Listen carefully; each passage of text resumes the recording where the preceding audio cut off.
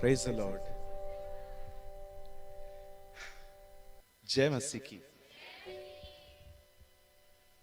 आप सब खुश हैं और हैप्पी? कहिए अपने पास वाले से, अभी बारिश नहीं होगी, टेंशन मत ले। ओके, वाह, व्हाट अ ब्लेस्ड मॉर्निंग। और मेरा विश्वास है कि प्रभु हमसे बात करेंगे आज। आमीन। कल थोड़ा हम हड़बड़ी में थे, पैनिक हो रहे थे, लेकिन फिर भी प्रभु ने हमें कल बहुत मदद की। राइट? कितने लोगों ने कल ब्लेसिंग पाई, आशीष पाई? वेरी नाइस, धन्यवाद यीशु का। मैं आज के वचन को शुरू करने से पहले कुछ लोगों का आभार, कुछ लोगों के प्रति धन्यवाद करना चाहता हूं। उसके बाद मैं आपके साथ एक वचन शेयर करूंगा। मैं सबसे पहले हमारे senior pastor James Ram ji का बहुत बहुत धन्यवाद। मैंने उनके जीवन से बहुत कुछ सीखा है। वो एक ऐसे व्यक्ति हैं जो कम बोलते हैं, लेकिन आप उनकी जिंदगी को देख के बहुत कुछ सीख सकते हैं। और हमेशा ये बात याद रखिए, पवित्र आत्मा से भरे हुए लोगों का ये साइन होता है। वे कम बोलते हैं, ज्यादा सुनते हैं, और जो खाली होते हैं वो उसके विपरीत होते हैं। वो बोलते बहुत ज्यादा हैं, सुनते बहुत कम है। ओके, सो सबसे पहले मैं उनका बहुत बहुत धन्यवाद करता हूँ। सेकेंडली, उनके जो भाई साहब हैं, मैं उनका भी बहुत बहुत धन्यवाद करता हूँ। सर आपका thank you so much. Thank you Dinesh, आपका भी। और चर्च ऑफ गॉड के लिए भी धन्यवाद। और भाई एलन, आपका भी बहुत बहुत धन्यवाद। आप कल से बहुत आपने मुझे प्यार दिया, रिस्पेक्ट दी, थैंक यू। और बहुत बहुत धन्यवाद प्रभु का, जो मुझे यहाँ पर ले आए। मुझे पता नहीं है एक्चुअली इस प्लेस को प्रॉपरली क्या कहते हैं, मैं अभी भी कंफ्यूज हूँ। छापा बोलते हैं कि चंपा बोलते हैं? छापा, चांपा, चलो मैं लर्न कर लूंगा, ठीक है। मैं कल किसी को मैंने बोला चंपा आया, तो उन्होंने बोला चंपा नाम की कोई प्लेस नहीं है। मैंने बोला नहीं, मैं आया हूं। तो फिर मुझे पता चला ये चंपा नहीं है, चांपा है, जैसे आप बोल रहे हैं। लेकिन ठीक है, जो भी है, मैं आया हूं। सो प्रभु का बहुत बहुत धन्यवाद। क्या आप सब तैयार हैं आज के सुबह के सेशन के लिए? चलिए, आपको आज एक काम करना है। सबसे पहले आपके पास में जो बैठे हैं उन्हें एक अच्छी सी स्माइल दो, एक अच्छी सी मुस्कुराहट दो। अगर हो सके तो थोड़े दांत भी दिखाओ उसमें। हाँ, अब आपको अपने पास वाले को एक छोटा सा कमेंट करना है। अब अपने पास वाले से कहिए, आप अच्छे दिख रहे हो। और हाँ, बहनें बहनों को कहेंगी, भाई भाइयों को कहेंगे। कह दिया आपने? अब अपने पास वाले को यह भी कहिए, प्रभु आपके साथ है। यस, आमेन। कितने लोग विश्वास करते हैं हमारा खुदा हमारे साथ? ओ, यही तो चाहिए। चलिए हम शुरू करते हैं। बड़े ध्यान से सुनिए।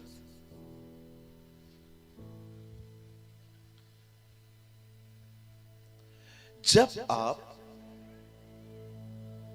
पुराने नियम को पढ़ेंगे, when you read Old Testament, आपको वहां पर एक चीज दिखाई देगी कि जब इज़राइल के लोगों से गुनाह होता था, तब वो लोग बाजार से एक बलिदान खरीदकर प्रभु के मंदिर में ले आते थे। और वो जो बलिदान होता था वो याजक को दिया जाता था, और याजक पापी को बोलता था कि तू अपना हाथ बलिदान पर रख।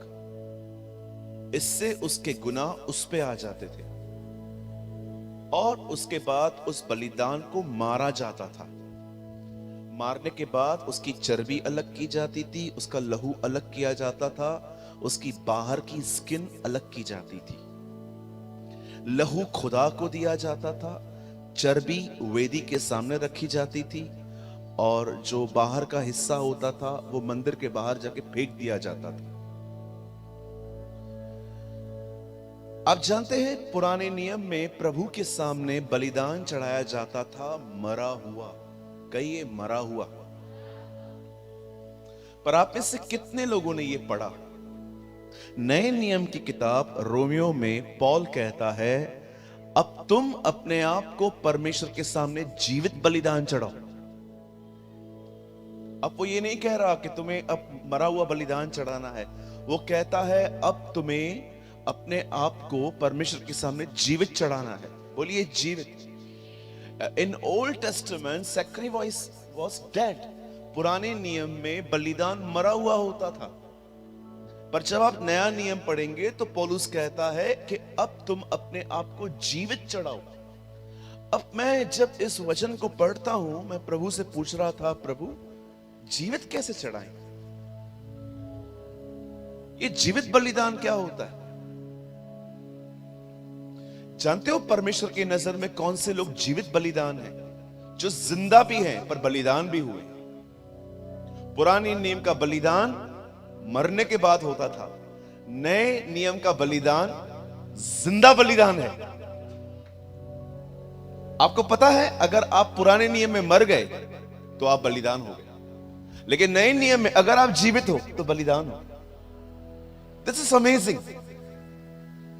ये बड़ी खूबसूरत बात है। कितने लोगों ने ये बात समझी है कभी? पुराने नियम का बलिदान तब तक नहीं चढ़ाया जा सकता जब तक वो मर न जाए, और नए नियम का बलिदान तब तक नहीं चढ़ाया जा सकता जब तक वो जीवित नहीं है। अब मुझे बताइए जीवित कैसे रहा जाता है? अपने आप को जीवित, पवित्र, निर्दोष, बावता हुआ बलिदान करके चढ़ाओ। यही सच्ची आराधना है। एक दिन मैं प्रभु से पूछ रहा था, प्रभु ये बड़ी अजीब बात है, पुराने नियम में बलिदान मारा जाता था, चढ़ाया जाता था, नए नियम का बलिदान जीवित है तो ही बलिदान है। Listen to me. कैसे हम अपने आप को जीवित रख सकते हैं हर दिन? परमेश्वर को नए नियम में मरा हुआ बलिदान नहीं चाहिए, एक जीवित बलिदान चाहिए। और मैं आपको बताना चाहता हूं एक व्यक्ति जीवित कैसे रहता है। मत्ती 4:4 में लिखा है, यहां देखिए, बाइबल मत खोलिए, मैं आपसे बाद में खुलवाऊंगा। मनुष्य केवल रोटी से नहीं परंतु परमेश्वर के मुंह से निकले गए वचन के द्वारा जिएगा। आप जानते हैं नए नियम में बलिदान कौन है? वो लोग जो हर दिन परमेश्वर को सुनते हैं। They are the people who lives before God. अगर हम एक ऐसे व्यक्ति हैं जो प्रतिदिन अपना समय निकालते हैं, हर दिन अपने कमरे में जाते हैं और परमेश्वर को सुनने की कोशिश करते हैं, मैं आपको बताना चाहता हूं आप परमेश्वर के सामने जीवित रहेंगे। This is a living sacrifice. आज बहुत सारे जो लोग हैं वो प्रभु का जनरल वर्ड सुनते हैं। यू नो जनरल वर्ड, यहां से जो वर्ड आता है, पर बहुत कम लोग होते हैं जो कमरों में जाके उसका पर्सनल वर्ड सुनते हैं। There's a difference between general and personal. यहां से हर कोई सुनता है, ये एक आम वचन है जो हर एक को खुदा कहता है, लेकिन बहुत सारी चीजें ऐसी है जो यहां से नहीं आती। वो तब आएंगी जब आप अपना समय निकालेंगे और परमेश्वर के वचन को सुनेंगे, पढ़ेंगे जाके। मेरे कलीसिया में एक भाई आते हैं, उन्होंने एक बार मैं प्रचार कर रहा था, उन्होंने पूरा प्रचार सुना। उन्होंने कहा, ब्रदर मेरे साथ एक दिक्कत है। मैंने कहा क्या दिक्कत है? बोला, ब्रदर आपने कहा कि हमें हर दिन वचन पढ़ना है, लेकिन मैं बचपन से अनपढ़ हूं।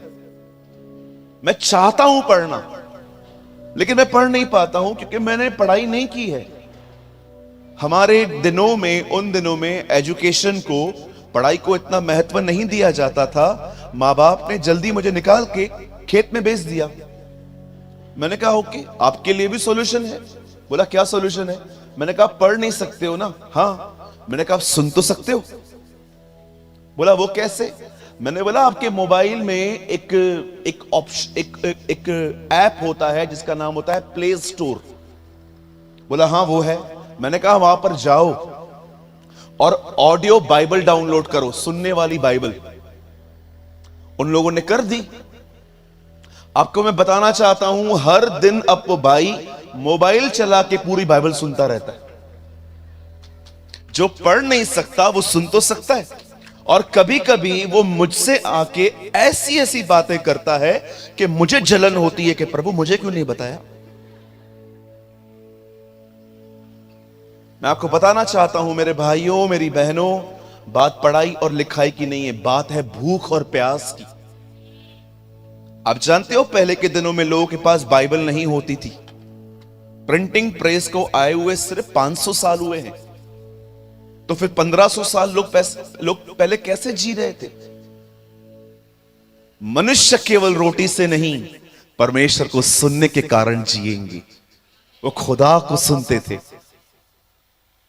एक बाइबल ऐसी है जो आप हाथ में कैरी कर सकते हो, एक बाइबल ऐसी है जो अंदर है, पवित्र आत्मा। वो आपसे बात कर सकता है अगर आपके पास समय हो तो।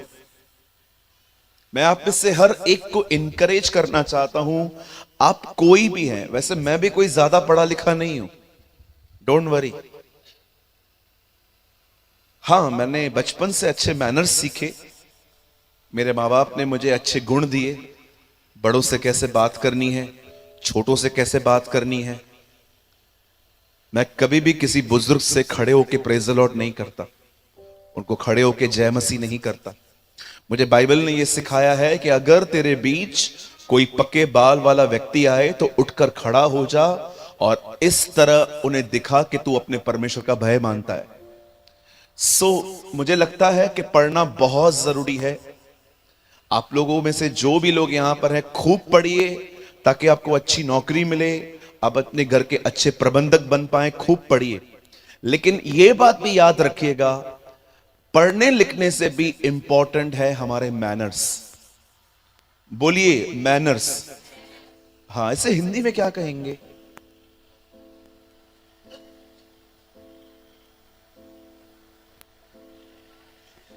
हाँ, संस्कार, या संस्कार इज अ राइट वर्ड, संस्कार। आपने पढ़े लिखे गवार देखे? पढ़े लिखे गवार भी होते। आपने क्या पढ़ा है? मैंने TY BCom पूरा किया। आपने? मैं CA है। आप? मैं CS है। आप? मैं डेंटिस्ट है। आप? मैं मेडिकल किया। ये आप विश्वास कीजिए, कोई इनके सामने बैठता है ना, ये लोग पानी भी नहीं पूछेंगे। इन्हें कहा जाता है पढ़ा लिखा गवार। हमारी मुंबई में आपको बहुत मिल जाएंगे। आइए, कल ही मिलाता हूं, आइए। बहुत लोग हैं पढ़े लिखे हैं, सर पे चढ़े हुए लोग, वो किसी से बात तक नहीं करते। ऐसे कई अपने बाजू वाले से ऐसे नहीं बनना।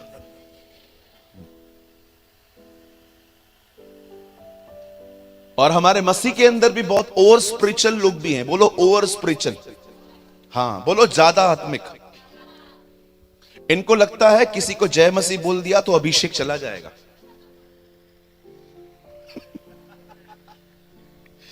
जो ऐसी सोच का व्यक्ति है, भैया जाएगा नहीं, ऑलरेडी चला गया। हाँ, कभी कभी आपने देखा होगा, बहुत लोग बहुत स्पिरिचुअल हैं, बहुत ज्यादा आत्मिक हैं। इसीलिए पॉल कहता है लिखी हुई बातों से आगे मत बढ़ो, जितना हमें समझाया गया है उतना ही करो। राइट? तो बाइबल बताती है परमेश्वर को सुनने के कारण मनुष्य जीता है। मैं क्यों आज के वचन को शुरू करने से पहले आपको ये बातें बता रहा हूं, क्योंकि मैं विश्वास करता हूं आज जो परमेश्वर आपको बताएंगे, अगर उसको आपने सुना, आप जिएंगे। आमीन। क्या आप सब तैयार हैं? पक्का? 10-15 लोग तो हैं। क्या आप सब तैयार हैं?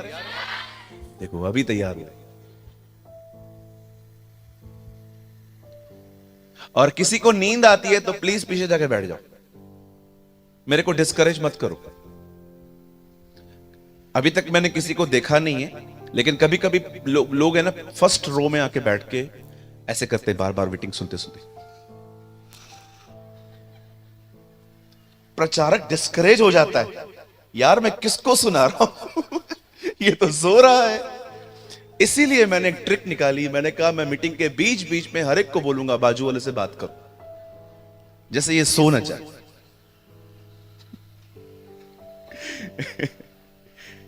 चलिए, नहीं, यहां के लोग बहुत अच्छे हैं। मैं तो बॉम्बे के लोगों की बात कर रहा हूं।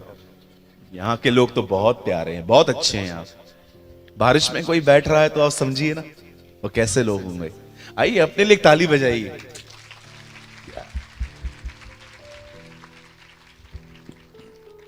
ओके, हम शुरू करें? रेडी? चलिए मेरे साथ खोलिए, open with me the book of, मेरे साथ खोलिए इब्रानियों की किताब।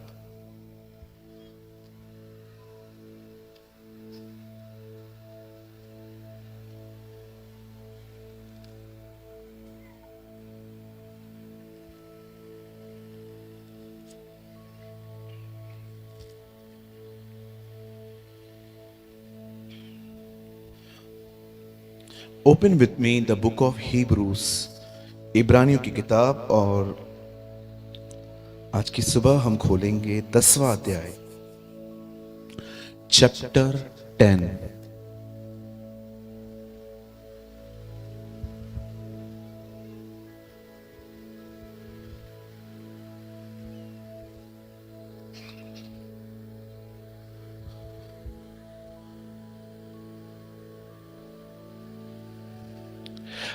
इससे पहले कि मैं आज के वचन को आपके साथ शेयर करूं,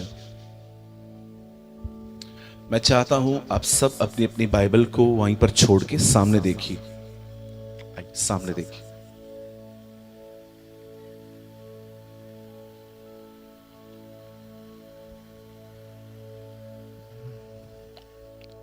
सुनिए,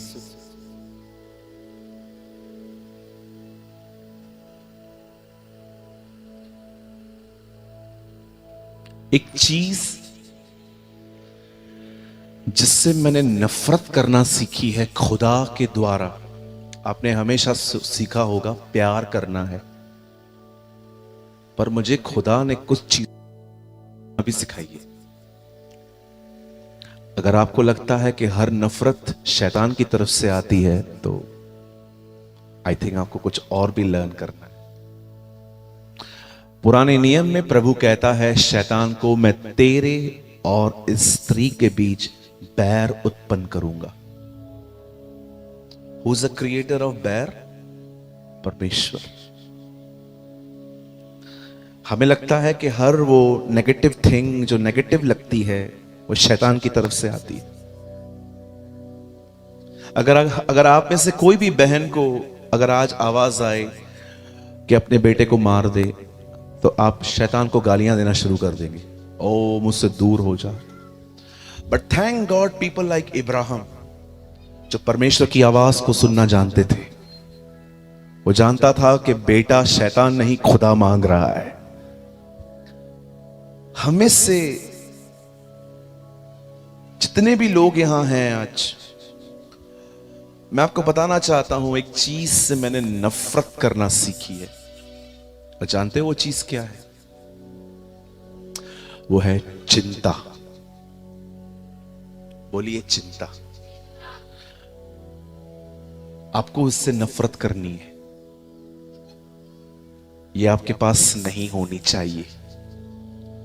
आप वो व्यक्ति होने चाहिए जो हमेशा हियाव से भरे हुए रहे। आमीन। यू मस्ट फिल्ड विथ करेज। आपके अंदर करेज होनी चाहिए। करेज का मतलब समझते हैं? जो होता है होने दो, देख लेंगे, क्योंकि परमेश्वर है। हमारी करेज हमारे पैसों के दम पे नहीं होनी चाहिए। हमारी करेज जिन लोगों को हम जानते हैं उनके बल पे नहीं होनी चाहिए।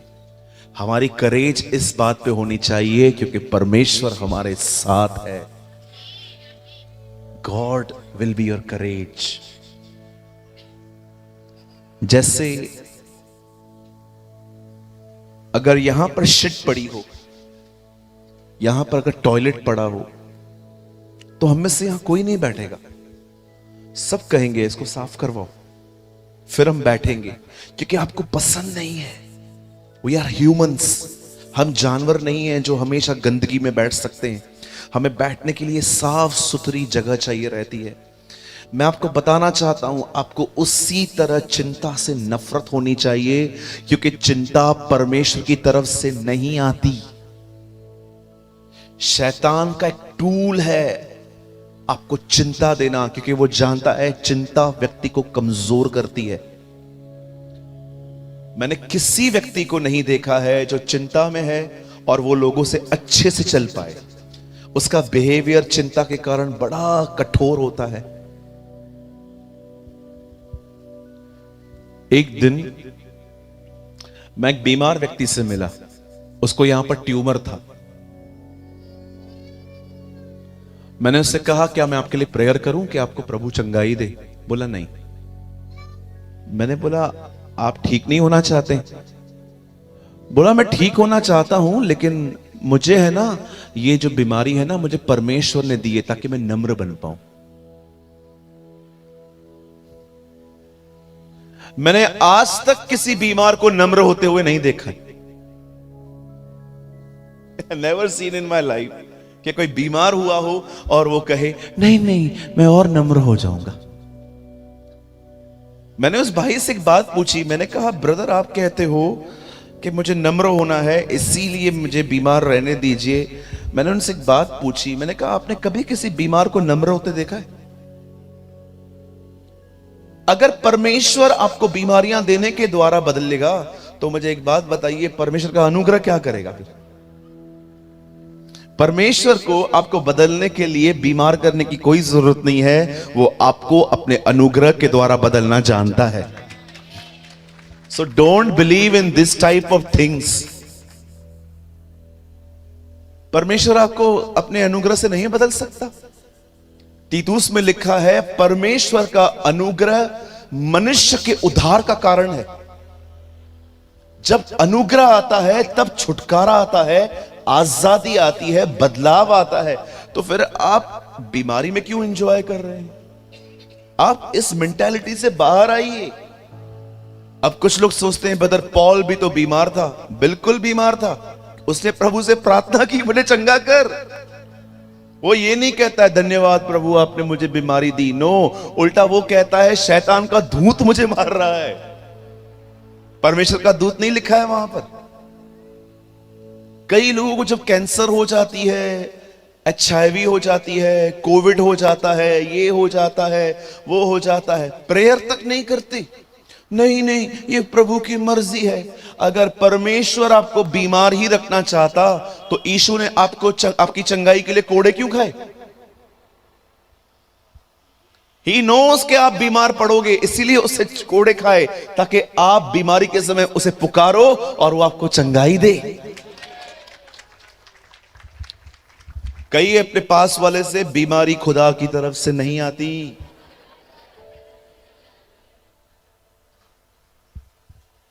अय्यूब को किसने बीमार किया? प्रभु ने कि शैतान ने? शैतान ने।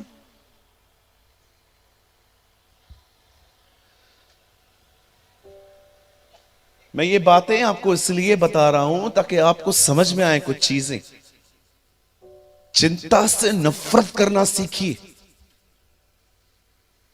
आपके हिस्से में चिंता नहीं है, आपके हिस्से में प्रभु ने शांति रखी है, आपके हिस्से में प्रभु ने आनंद रखा है, आपके हिस्से में परमेश्वर ने बढ़ोतरी रखी है। यस,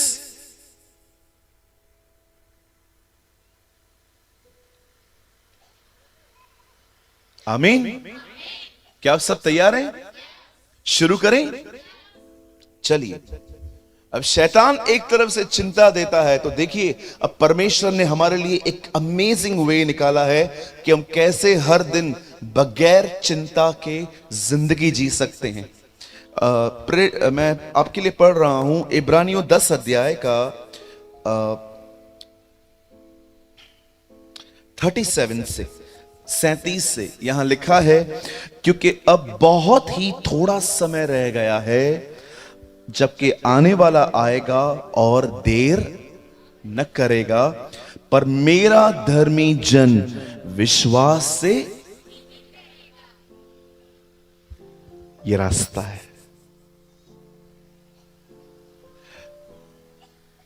और अगर वह पीछे हटे तो मेरा मन उससे प्रसन्न नहीं होगा। आइए, मैं चाहता हूं आप सब जितने भी लोग यहां बैठे हैं सब सामने देखिए। आप बाइबल छोड़ दीजिए, नोट्स आप बाद में बनाइएगा, घर जाके आराम से 50-60 पेज वाले लिख देना। ओके, अब यहां पर देखिए, कैच कीजिए, रिसीव कीजिए। कभी कभी एक चीज को लिखने के पीछे कुछ दूसरा आता है जो आपसे मिस हो जाता है। प्लीज इसको सुनिए और नोट्स भले आराम से बनाइए, बाद में सुनिए। आप में से हर एक को विश्वास से जीना सीखना है। मैं 18 साल से मसीह में हूं, 4.5 साल से मैं पास्टर हूं, 8 साल से मैं मिनिस्ट्री में हूं। मैं आज तक विश्वास से जीना सीख रहा हूं। मैं आपको कभी नहीं कह सकता कि मैंने विश्वास से जीना सीख लिया है। मैं आज तक लर्न करता हूं। कल इस पंडाल में बारिश पड़ी, हमें आपका नहीं पता, लेकिन हम जो सेवक यहां पर थे हमारी हालत खराब हो रही थी। प्रभु हमारा गवाह है, हम सब दुआ कर रहे थे कि प्रभु मीटिंग ऑर्गेनाइज हुई है, बारिश हो रही है, हम बड़ी उम्मीद से यहां जमा हुए हैं। आप जानते हैं हमें उस टाइम पे किस चीज की जरूरत थी? विश्वास की। आप में से हर एक को मैं बताना चाहता हूं, जो आप रोटी, चावल, सब्जी, अचार आप जितना भी खाते हो, आपको सबसे ज्यादा खाने की नहीं, आपको सबसे ज्यादा विश्वास की जरूरत है। क्योंकि अगर आप विश्वास में रहेंगे तो आप शांति में रहेंगे, अगर आप शांति में रहेंगे तो आप अपना खाना खा पाएंगे। यहां पर कितने लोग हैं, मुझे सच बताइए, टेंशन में आपको खाना अच्छा नहीं लगता? पहला मैं हूं यहां पर। आधे से ज्यादा लोगों ने हाथ उठाया, देखिए। हम लोग टेंशन में अपना खाना एंजॉय नहीं कर पाते, हम अपना मील एंजॉय नहीं कर पाते। एक दिन मैं बहुत टेंशन में था, मेरा दोस्त मुर्ग मसल्लम लेके आया था एक बहुत बड़ी होटल से। जहां तक मैं जानता हूं 2,500 से 3,000 की डिश थी वो। बोला सूरज भाई आपके लिए मुर्ग मसल्लम लेके आया हूं, और मैं परेशान बैठा था। मैंने कहा रख दे, और उन्होंने थोड़ा निकाल के दिया। आप विश्वास कीजिए, मजा नहीं आ रहा था खाने में। क्यों? क्योंकि दिमाग में कुछ और चल रहा था। दिमाग में डर समाया हुआ था कि अगर ऐसा नहीं हुआ तो उसके परिणाम क्या होंगे, अगर ऐसा हुआ तो परिणाम क्या होंगे। आप जानते हो, जिन लोगों में विश्वास नहीं होता वो अपना खाना भी एंजॉय नहीं कर पाते।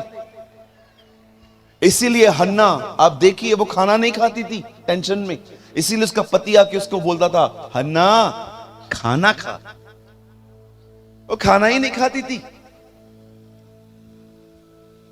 आप में से हर एक को आपने देखा है, हम कितना सोचते रहते हैं। अभी भी देखो, आप में से कुछ लोग सोचते रहेंगे। इस मीटिंग में भी आप मुझे देख रहे हैं, लेकिन आपके दिमाग में कुछ और चल रहा है। समथिंग। भले ही आपकी आंखें मुझे देख रही हैं, पर हो सकता है यहां बैठे बैठे भी आप उसी बात के बारे में सोच रहे हैं जो बात आपको सारा दिन परेशान करती रहती है। एक दिन हमारे चर्च के मीटिंग में एक आंटी मुझसे मिलने आई। मुझे उन्होंने कहा मेरे लिए प्रेयर कीजिए। मैंने कहा हाँ आंटी, हम जरूर प्रेयर करेंगे, एक सवाल है आपसे। उन्होंने बोला हाँ भैया पूछो। मैंने कहा आज का वचन सुना? हाँ। मैंने कहा कैसा था? अरे मैंने उसके बाद बोला, मुझे बताओ मैंने क्या बताया।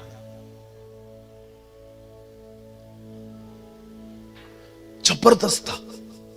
नहीं नहीं नहीं नहीं नहीं नहीं, वो तो मैं भी जानता हूं कि प्रभु का हर वचन जबरदस्ती होता है। मैं पूछना चाहता हूं मैंने क्या बताया। बता रही हूं।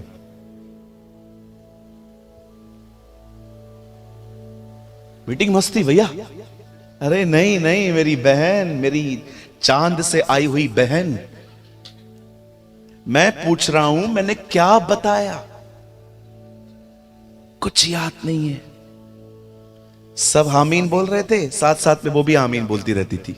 सब हालेलुया बोलते थे, वो भी हालेलुया बोलती रहती थी। बहुत लोग हैं, विश्वास कीजिए, वो मीटिंग नहीं सुनते। इसीलिए खुदा कहता है प्रकाशित वाक्य में, जिसके कान हो वह सुन ले। प्रभु कान तो सबके पास होते हैं, हां, पर सुनते सब थोड़ी है। कान तो सबके पास होते हैं, लेकिन सब सुनते थोड़ी है। हमारे पास देखिए, किसके पास छोटे कान है, किसके पास बड़े कान है, किसके पास हाथी जितने भी कान है, लेकिन सब सुनते थोड़ी हैं। कई बार हम प्रचारक को देखते हैं, पर जो वो कह रहा है उसको नहीं सुनते। इसीलिए जैसे आए थे वैसे ही चले जाते हैं। एक दिन यीशु मसीह प्रचार कर रहे थे। एक बहन खड़े होकर कहती है, धन्य है वो गर्भ जिससे तू जन्मा, और धन्य है वो स्तन जो तूने चूसे। और यीशु मसीह उसकी इस बात को सुन के कहता है, हां, धन्य है वे जो मेरा वचन सुनते और मानते हैं। मैं प्रभु को कह रहा था, प्रभु वो क्या बोल रही है, आप क्या बोल रहे हो? वो आपको प्रेस कर रही है कि हां, तू आशीषित है, तू ब्लेस्ड है, तू धन्य है, तू मुबारक है। लेकिन आप कह रहे हो, हां, धन्य है वे जो मेरा वचन सुनते और मानते हैं। मैंने कहा, प्रभु वो क्या कह रही है, आप क्या कह रहे हो? आप जानते हो प्रभु उसको क्या कह रहा था? मेरी बहन, तू मुझे देख रही है, लेकिन जो मैं बोल रहा हूं वो नहीं सुन रही। अंडरस्टैंड? ये सिर्फ इस मीटिंग की बात नहीं है कि मैं आपको यहां पर पकड़ने की कोशिश कर रहा हूं। यहां से जाने के बाद जब आप अपने रविवार के चर्च में जाते हैं और अपने लोकल पास्टर को भी आप सुनते हैं, तो क्या आप उसे ध्यान से सुनते हैं? डोंट बिलीव कि एक बाहर से प्रचारक आया कि प्रभु उसके द्वारा ही बात करेगा। विश्वास कीजिए, परमेश्वर हर रविवार आपको अपने परमेश्वर, अपने पास्टर के थ्रू बात करता है। ये गलत मेंटालिटी है कि लोग बाहर से आएंगे, पास्टर प्रेमानी आए हुए हैं, ओह चलो आज अच्छी मीटिंग होगी। नहीं, ऐसी सोच मत रखिए। आप कहां पर भी जब रविवार को भी अपने कलीसिया में जाते हैं, विश्वास से जाइए कि प्रभु आज भी मुझसे बात करेंगे। That is very important. ये बहुत महत्वपूर्ण बातें हैं। मैं आपको आज भी कहता हूं, सुनिए, आपको किसी से काउंसलिंग लेने की जरूरत नहीं पड़ेगी। सिर्फ प्रभु का वचन ध्यान से सुनो। आपको किसी से भी काउंसलिंग, ओ ब्रदर आइए मुझे समझाइए मैं क्या करूं। बाइबल बताती है उन दिनों में तुम्हें किसी से न पूछना पड़ेगा कि प्रभु की इच्छा क्या है। छोटे से लेके बड़े तक सब जान जाएंगे। क्यों? क्योंकि उसने हर एक को पवित्र आत्मा दिया है, हर एक को। He is your personal guide।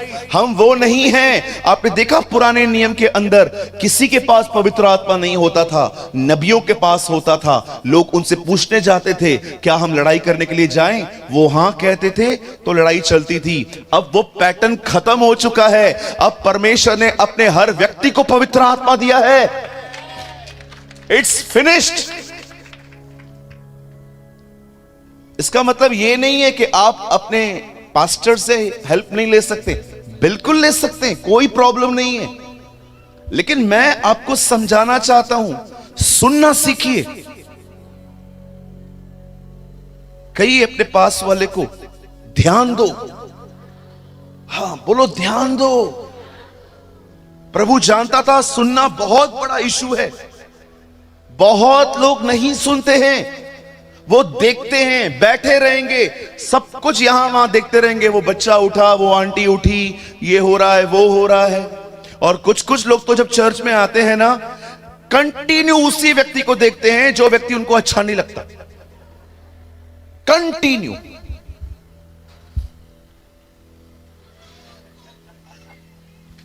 एक तो वो अच्छा लगता नहीं है, उस पर ध्यान भी दे रहे हो। एक भाई हमेशा चर्च में आके मुझे शिकायत करता था, इसको समझाओ, इसको समझाओ, इसको समझाओ। मैंने उसको बोला, तू वचन सुनने आता है, उसको देखने आता है। ध्यान जाता है ना। Who is your focus? अभी मैं यहां पर आया हुआ हूं, तो मैं क्या बस वहीं पर देखता रहूं? चर्च के अंदर हर व्यक्ति आपको प्रेज द लॉर्ड नहीं बोलेगा, हर व्यक्ति आपको जय मसीह नहीं बोलेगा। बोलो अपने बाजू वाले को, कुछ टेढ़े लोग हर जगह होते हैं। हाँ, बोलो यीशु के ग्रुप में भी एक टेढ़ा था ना, चोरी करता था ना वो। एक प्रभु के दास ने कहा, हर चर्च के अंदर कुछ टेढ़े लोग होते हैं, लेकिन उसके बाद उन्होंने कहा सीधे भी बहुत सारे होते हैं, उन पे ध्यान दो। हम लोग चर्च के अंदर यही चीजें देखने के लिए जाते हैं। ओ वो क्या कर रहा है, देखो वो जो लड़की आई है ना, उसने अपने बाल खोल के रखे हैं, वो दुपट्टा पहन के नहीं आती है। और मेरी बहन, तू जो दुपट्टा पहन के बुराइयां कर रही है, उसका बोलो बोलो। बहुत सारी बहनें यहां तक मदर टेरेसा की तरह यहां तक दुपट्टा पहनती हैं, लेकिन जैसे मीटिंग के बाद यहां से निकलेंगी अपनी सहेली के साथ, क्या हुआ? खाने में नमक ज्यादा था। हाँ था तो सही, ऐसे थोड़ी करते। आपको इतनी प्रॉब्लम में खाना छोड़ देते, बाहर जाके खाते। एक निवाले पे पता चल गया था ना नमक ज्यादा है, फिर पूरा खाना क्यों खाया? कहिए, सिर्फ बहनें कहेंगी, भाई लोग तुम 2 मिनट चुप रहो। आइए बहनें एक दूसरे से कहें, कहिए बुराई मत कर। अपनी सहेली को बोलिए, यहां की बात वहां मत कर। हाँ, बोलिए अपने बाजू वाले को, आज तक मत बन।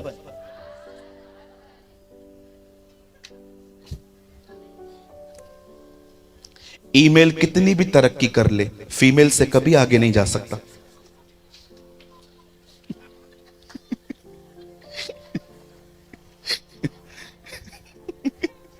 हमारी बहनें बहुत प्यारी हैं, उनको एक खबर दो, पूरे चापा में 5 मिनट में 5 मिनट में इतना नेटवर्क जबरदस्त है,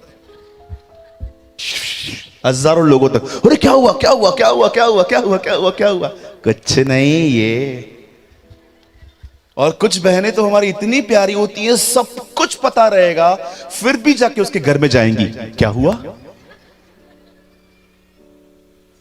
नहीं दीदी कुछ नहीं हुआ। अच्छा, वो आपकी लड़की कल आई हुई है, 2-3 दिन से मैं देख रही हूं आपके पास ही रह रही है, सब ठीक है? आपको अच्छे से पता है कि उनके दामाद का झगड़ा हुआ है और वो झगड़ा करके आई हुई है। हम लोग लोगों को कितना एम्बैरस फील करवाते। क्यों पूछते हैं आप किसके घर के बारे में? आपका काम है। आपकी लड़की वापस आए और आपसे कोई बार बार पूछे, क्या हुआ, क्या हुआ, क्या हुआ? कभी कभी किसी का एंगेजमेंट ब्रेक हो जाता है और आपको पता था कि इनकी शादी होने वाली थी और आपको पता है कि एंगेजमेंट ब्रेक हो, और आपको पता है ये कौन सी बहनें करती हैं? कई ये वो बहनें जिनके पास कोई काम धंधा नहीं है, फारिग बैठी रहती है ना, तो वे चलो कहीं दूसरे के घरों को बिगाड़ते। कभी ऐसे मत कीजिए मेरी बहन, आप मसीह हैं, ये चीजें आपको सूट नहीं करती। जब भी किसके घर में जा रहे हैं, ओ उन्हें उत्साहित करके आइए, खुदा आपके साथ है। आमीन। और भाइयों, आपकी बारी। भाइयों, अपने अपने बाजू वाले भाई से कहो, बाहर का गुस्सा घर पे मत निकाल। बहुत सारे भाई लोग हैं ना, ऐसे घर पे आएंगे ना, उनकी शक्ल देखो, सड़ा हुआ सा बाहर से आएगा टमाटर की तरह। वो सड़े हुए टमाटर होते हैं ना, जो बाद में वो सब्जी मंडी वाले बाजू में रख देते हैं कि जिसको चाहिए सस्ते में ले जाओ। बाहर से हंसता हुआ आएगा, लेकिन घर में जैसे ही आएगा, ऐसे क्यों करते हैं आप लोग? कितने लोग घर के अंदर खुशी खुशी आते, एक भी हाथ नहीं उठा रहा। कितने लोग घर पे खुशी खुशी आते? मैं मुंबई में एक घर में गया, वहां पर घर के बाहर एक पायदान लगा हुआ था, कारपेट। मुझे बहुत अच्छा लगा, कारपेट पे कुछ लिखा हुआ था। जब मैं वहां पर खड़ा हुआ, मैंने फोटो निकाला, वो फोटो मेरे पास आज भी है उस कारपेट का। उस कारपेट पे लिखा था, घर आने से पहले कृपया जूते और गमन बाहर उतार के आए। लिखा, खूबसूरत यार। कभी कभी ऐसी चीजें होती है ना जो बहुत खुशी वाली होती हैं। मैं एक दिन एक चर्च में गया, वहां पर एक बोर्ड लगा था, कुछ अच्छा न लगे तो हमें बताइए, कुछ अच्छा लगे तो सबको बताइए। है ना? अगर आपके चर्च के अंदर कुछ आपको बुरा लगे तो हमें बताइए, कुछ अच्छा लगे तो सबको बताइए। ये होना चाहिए ना। हम लोग कलीसिया में आते हैं, कई बार वचन नहीं सुनते, बहुत सारी नेगेटिव चीजों को देखकर फिर हम बाहर जाके बताते हैं, ओह ये चर्च ऐसी है, ओह यहां के लोग ऐसे हैं। आप ये सीखने आए थे? आप ये लर्न करने आए थे?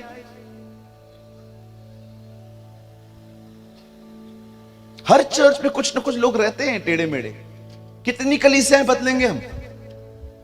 कितने चर्चेस चेंज करोगे? क्या लगता है आपको, जिस चर्च में अभी जाने वाले हो वहां पर स्वर्गदूत मिलेंगे? कुछ भूत जरूर मिलेंगे। या 100% बी मैच्योर, अनुभवी बनिए, अपने काम से काम रखना जानिए। मैं हमेशा कहता हूं, चर्च एक वजह से छोड़नी चाहिए, जब आपकी चर्च आपको वचन न दे। If a church never deliver you a word, अगर कलीसिया में वचन नहीं है, सिर्फ यहां वहां की बातें, सिर्फ पैसा प्रचार किया जा रहा है, मैं आपको कहता हूं, लीव दिस चर्च। कोई जरूरत नहीं है वहां पर रहने की। लेकिन अगर एक चर्च वचन देती है, लेकिन वहां पर जो लोग हैं वो ठीक नहीं है, आपको वो चर्च कभी नहीं छोड़नी चाहिए, क्योंकि हर जगह पे कुछ ऐसे लोग होते हैं। अब देखिए यहां पर क्या हुआ, सुनिए। इब्रानियों में लिखा गया है कि हमें विश्वास से जीना है। कहिए, विश्वास से। हाँ, विश्वास से जीना क्या होता है, मैं आपको आज समझाना चाहता हूं, और मेरी उम्मीद है, मेरा भरोसा है, यह कॉन्सेप्ट आपके लिए बहुत आज क्लियर हो जाएगा। आमीन। सुनिए, यहां लिखा है, विश्वास से धर्मी जन जीवित रहेगा। चलो इसका उल्टा करो, इसका उल्टा करो। अगर विश्वास से हम जिएंगे, इसका उल्टा करो, अगर विश्वास नहीं होगा तो वो मरेगा। कौन मारेगा उसे? उसे मारेगा उसके खुद के ख्याल, हिज ओन थॉट्स। मैं आपको सच कहता हूं, कोई आपको इतना परेशान नहीं करता जितना आपको आपकी नकारात्मक सोच परेशान करती है। शैतान को छोड़ दो, बाजू में रखो। कई लोगों को लगता है कि शैतान मुझे टॉर्चर कर रहा है। नहीं ब्रदर, आप नेगेटिव हो। लिसन टू मी, बड़े ध्यान से सुनिए। जब हम प्रभु में आते हैं, दुष्ट आत्माएं हमारे अंदर से निकल जाती हैं, लेकिन मैं आपको बताना चाहता हूं, वो निकल गई हैं, पर अपनी नकारात्मक सोच वो आप में छोड़ के गई हैं। इसीलिए पौल कहता है, तुम्हारे मन को तुम्हारा नया होना जरूरी है।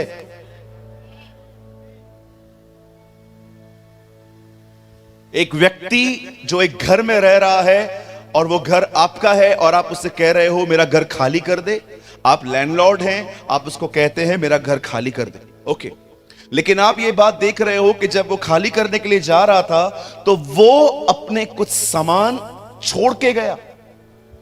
दुष्ट आत्माएं जो इस घर में रहती थी पहले, हम तंबाकू खाते थे, सिगरेट पीते थे, व्यभिचारी थे, बहुत सारे बुरे कामों में थे। लेकिन जब हम खुदा में आते हैं, खुदा हमारे अंदर आता है, तो इन सारी गंदी आत्माओं को निकलना पड़ता है। लेकिन मैं आपको बताना चाहता हूं, दुष्ट आत्मा निकल गई है, पर वो अपनी कुछ चीजें आप पे छोड़ के गई है। वो है उसकी सोच। उस सोच को कैसे निकालें? वो जो चिंता, जो नेगेटिव है। इसीलिए पौलुस कहता है तुम्हारे मन के नए होने से तुम्हारी जिंदगियां बदलेंगी। हमें अपने मन को हर दिन नया करना है। सुनिए, विश्वास से जीना क्या होता है? अंकल, आंटी, भाई, बहन, ये आज सीख लो। आने वाले दिन तुम्हारे शांति से भरे हुए होंगे, आनंद से भरे हुए होंगे। आप लोगों से बहुत ही जेंटल वे से चल पाएंगे, कोमलता से। आप रूड, फ्रस्ट्रेट, गुस्से में जवाब देना, आप इन सारी बातों से निकल आओगे। फिलिपियों में लिखा है ना, तुम्हारी कोमलता सब पे प्रकट हो। योर जेंटलनेस जो है वो तुम पे, सब पे रिवील हो। आप कोमल हो जाओगे अगर आपने आज की बातें समझ ली तो। एक दिन वचन कहता है, परमेश्वर मूसा को कहता है मेरे लोग गुलामी में हैं और तू उन्हें लेने के लिए जा और उनको वहां से छुड़ा कर लेकर आ। बाइबल बताती है कि परमेश्वर ने उससे ये बोझ दिया, प्रभु ने उससे ये काम दिया। और वचन कहता है मूसा परमेश्वर के कहने पर उस पहाड़ से नीचे उतरा और मिस्र की तरफ रवाना हुआ। और जैसे ही वो वहां पर गया, वो वहां पर फिरौन बादशाह को कहता है मेरे लोगों को जाने दे। बाइबल बताती है पहले के समय में वो लोग उसे जाने नहीं दे रहे थे। बादशाह ने कहा नहीं, मैं उन्हें जाने नहीं दूंगा। लेकिन परमेश्वर ने उसके बाद मिस्र में ऐसी तकलीफें, ऐसी विपत्तियां भेजी कि आखिर उन्हें डिसाइड करना पड़ा कि वो लोग जाना चाहिए। क्योंकि जब तक वो लोग वहां थे विपत्तियां बंद नहीं हो रही। मेंढक पानी छोड़ के दरबार में घुस गए थे। बाइबल बताता है कि वहां पानी लंगर बन गया। बाइबल बताता है कि वहां पर लोग भूखियां होने लगी। बाइबल बताता है कि उन दिनों ऐसा भी हो रहा था, 3 दिन सूरज निकल रहा था, वो लोग धीरे-धीरे जिंदगी जी रहे थे। और लास्ट में वो एक प्रॉब्लम ऐसी डाली गई उनके ऊपर जिससे वो टूट गए। परमेश्वर ने उनके घर का हर पहलू बच्चा महाराज कर दिया। अंत में वो राजा टूट गया। उसने कहा जाओ तुम यहां से सब, मुझे कोई नहीं चाहिए यहां पर। अब जब लोग वहां से निकले, अब वो वहां से निकलने के बाद एक आगे बढ़ रहे, तब बिल्कुल उनके सामने रास्ता खत्म हो गया क्योंकि सामने समुंदर आ गया। और जैसे उन्होंने देखा कि सामने समुंदर है, तो उन्होंने क्या देखा? पीछे रथों की आवाज आ रही थी, घोड़ों की। उन्होंने क्या देखा? वो राजा वापस उन्हें गुलामी में लाने के लिए उनके पीछे पीछे आ रहा था, उन्हें चेस कर रहा था, उन्हें पकड़ रहा था। अब सोचो, सामने समुंदर, पीछे राजा और बीच में इजराइल के लोग। अब वो लोग पैनिक हो गए। बोलिए पैनिक। हाँ, परेशान। अब वो लोग परेशान हो गए। और जानते हो उन लोगों ने परेशानी में क्या किया? कुड़कुड़ाना शुरू कर दिया। वो मूसा को कहते हैं हे मूसा, वहां पर कब्रें नहीं थी जो हमें मरने यहां ले आया। ओ, उनकी लैंग्वेज बड़े प्यारे लोग, बिल्कुल हमारी तरह। ओ, कुड़कुड़ा रहे थे। कभी कभी आप देखिए, हम लोग चर्च के अंदर हर रविवार हालेलुया, प्रेज द लॉर्ड, जय मसीह की, शालोम, प्रभु जिंदा है। सोमवार के दिन थोड़ी तकलीफ आएगी, प्रभु की तरह लिटिल इनकन्वीनियंस कम, ट्रू नेचर आउट। होता है ना? कितने लोग हैं यहां पर मेरी तरह जो रविवार को आराधना करते हैं, सोमवार को कुड़कुड़ाते हैं? मैं पहला हूं इधर। कोई है मेरे साथ? 1 2 3 4 4.5 5.5 6:30, जिनके हाथ नीचे हैं, प्रभु तुमसे बात करेगा कल। Don't be super spiritual. कल लाइट बंद हो रही थी, कुड़कुड़ा रहे थे लोग। ये कुड़कुड़ाने का नया तरीका है, करिए, है ना, ये नया तरीका है कुड़कुड़ाने का। अब ज्यादा बोलते नहीं है हम लोग, हम सिर्फ इतना कर देते हैं, मतलब लाइट गई, इसका मतलब बारिश आई, इसका मतलब खाना सबको मिला, मुझे नहीं।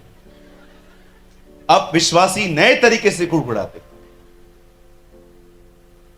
You know the Bible says, उन लोगों ने कुड़कुड़ाना चालू किया, मूसा क्यों लाया हमें, उधर कब्रिस्तान नहीं था, उधर ही मार के गाड़ देता, इधर मरने के लिए क्यों लाया। और मूसा ने प्रभु को, मूसा एक बहुत अमेजिंग पर्सन था, लोग उसे परेशान करते थे, वो खुदा के पास जाता था, है ना। ऐसा होना चाहिए ना। आप जानते हो, मैं मैच्योर क्रिश्चियंस के लिए एक बात बोलूं, आप जानते हो, जब वो मूसा को देखते थे कि हम उससे मांग रहे हैं, वो खुदा से मांगता, आप जानते हो, वो कभी इस चीज को नहीं सीख पाए थे। वो मूसा के द्वारा परमेश्वर के मार्गों को नहीं पहचान पाए थे कि कैसे ये बंदा, हम इससे तंग करते हैं, ये खुदा के पास जाता है, फिर हम ये सब क्यों नहीं करते खुद ही। जब एक परमेश्वर के दास के साथ रहो ना, तो सीखो कि वो कैसे परमेश्वर के मार्गों को पहचानता है। ओ, अगर आप में से कोई उन दिनों में होता, तो आपको यह नहीं देखना है कि खाना मंगाता कैसा है, आता कैसा है, आपको यह देखना चाहिए ये क्या करता है ऐसा कि इसके कहने पर ऊपर से खाना आता है, और उसे सीख लो, और वो आप खुद भी करो।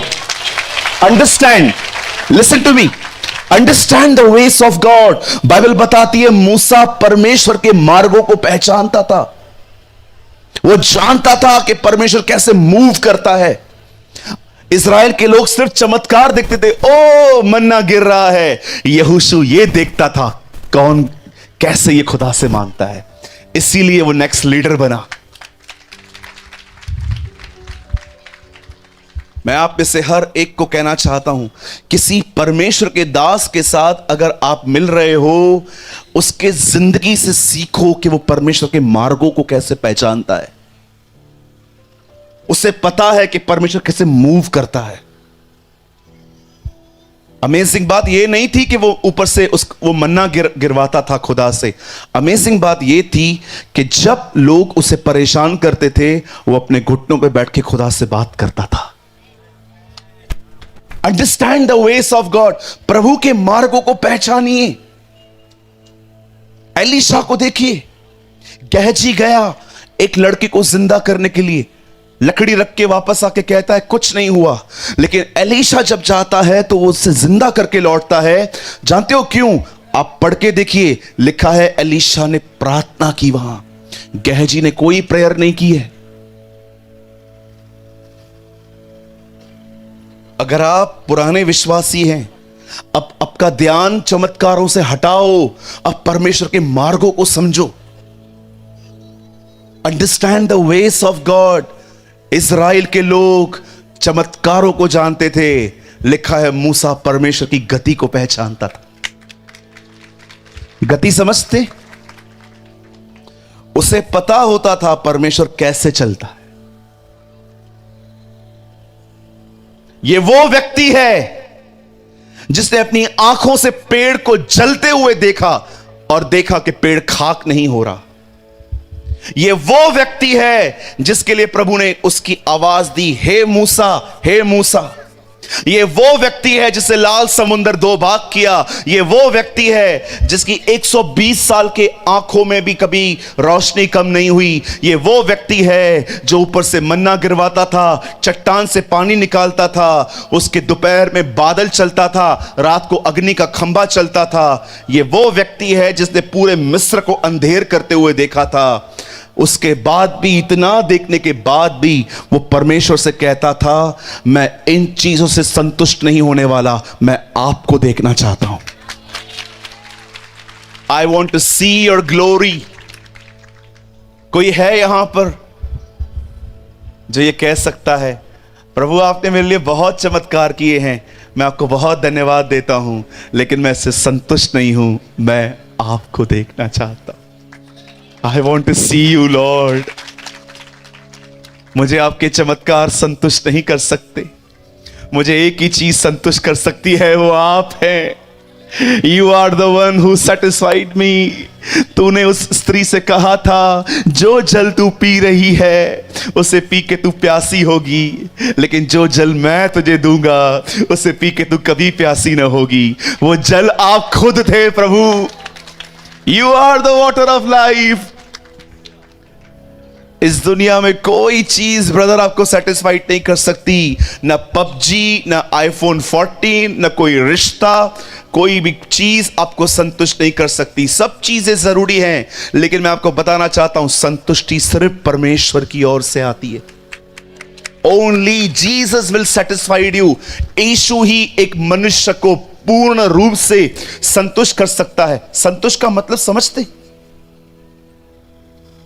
जिस दिन आप परमेश्वर के प्रेम को जान लेंगे ना, जानते हो आपके साथ क्या होगा?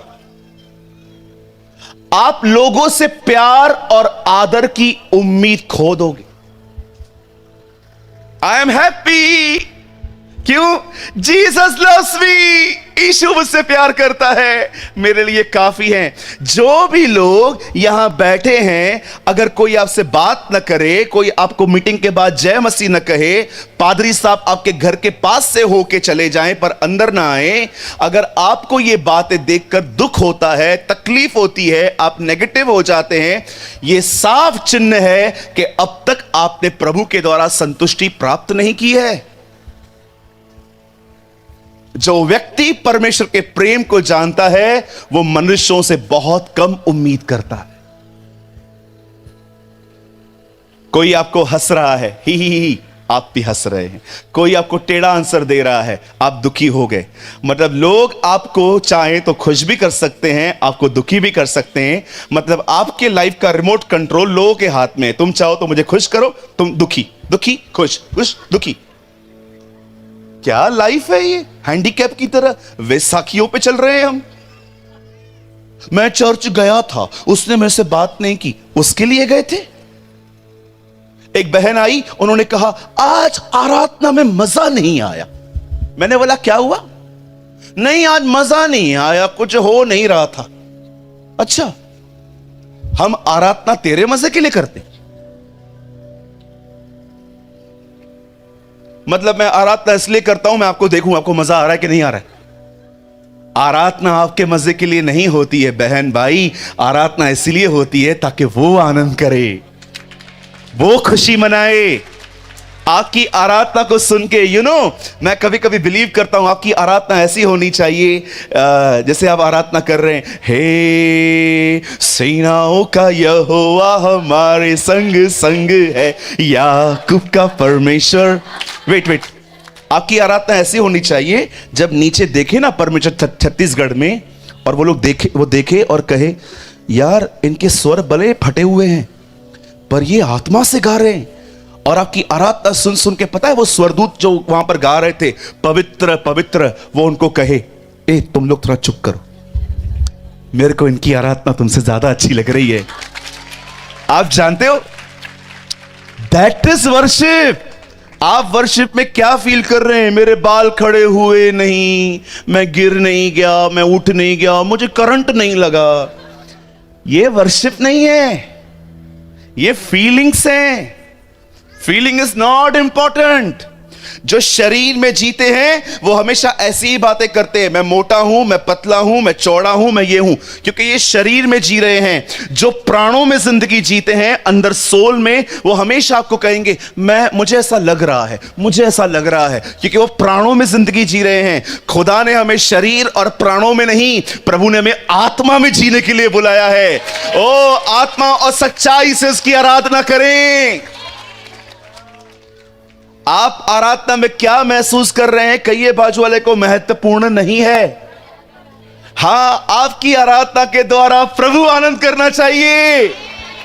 ओ आपकी आराधना सुन के वो डांस करना चाहिए जब आप गा रहे हो सेनाओं का यहोवा और खुदा याकूब समुद्र को जिसने डूबा, ऐसे वो डांस करना चाहिए। ये सरदूत देखने चाहिए, अरे बाप रे क्या डांस करता है। लेट योर वर्शिप, आपकी आराधना परमेश्वर को डांस करवानी चाहिए। ओ मैं आपको बताना चाहता हूं, हम लोग इतने सेल्फ सेंटर्ड हैं कि हम आराधना में ये नहीं देखते कि मेरी आराधना खुदा तक पहुंच रही है क्या, हम सोचते हमें कितना मजा आ रहा है।